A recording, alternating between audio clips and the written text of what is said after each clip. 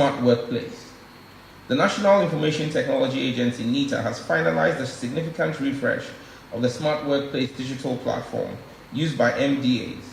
This upgraded system now supports seamless e-cabinet memos, interagency collaboration, scheduling, and more.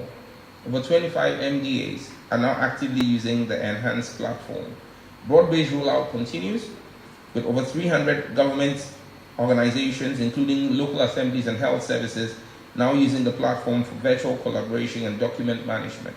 This upgrade strengthens our governance capabilities, reduces paper-based processes, and delivers greater operational efficiency across government.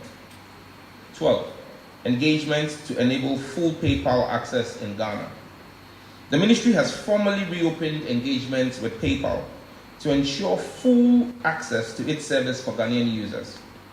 As of June 2025, PayPal's regional government relations team has issued Ghana a compliance roadmap outlining the technical, regulatory, and financial standards required for whitelist reinstatement.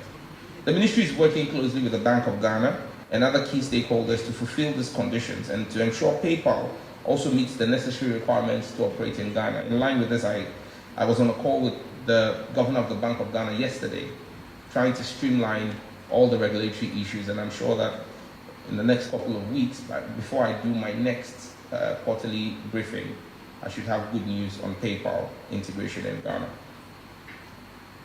13. TikTok engagement. As part of efforts to promote a safe, vibrant, and inclusive digital creative economy, I met with TikTok's West African Government Relations team on the 26th of June. Our discussions focused on enforcing age restrictions, safeguarding minors, and promoting responsible content development. And at this point, let me just pause and say that I'm deeply concerned about some of the content on TikTok. Life, sex, and explicit material on TikTok is completely unacceptable and against our culture and our norms. And those were parts of the conversation I held with TikTok's team to have content moderation in country. But the cybersecurity authorities mandated to do constant surveillance of TikTok platforms and accounts in country that are engaged in content that is anti our culture and not appropriate, and work with the platform operator to take down those accounts and block the owners of those accounts from operating on those platforms. The ministry also welcomed TikTok's introduction of a STEM-focused content feed and encouraged strong alignment with national programs, particularly the 1 Million Coders Initiative. I also urged TikTok to ensure fair compensation for Ghana's content creators, and I proposed the establishment of a local moderation and content governance team to reflect Ghana's values, our culture, and protect user rights and support national regulatory expectations. Number 14, our engagements with MultiChoice Ghana on subscription pricing. Last week, I invited the senior leadership of MultiChoice Ghana to a formal dialogue on DSTV's subscription pricing in Ghana. The meeting addressed public concerns about affordability, value for money, and fairness in service delivery. I made it clear the ministry's expectation that pricing structures must be responsive to Ghana's economic context. I have a meeting scheduled for tomorrow, Friday, even though it's a public holiday, with the Ghana team and their South African counterparts, the management from South Africa. They arrived tonight to agree on a way forward on the issues raised. The outcomes will be shared with the public in due course. This engagement reflects our commitment to regulatory accountability and our resolve to ensure that digital services in Ghana remain fair, accessible, and responsive to the needs of citizens.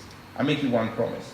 I won't leave tomorrow's meeting without securing a drop in the price of DSTV. That is a solemn promise I make to you. 15. Stakeholder engagements.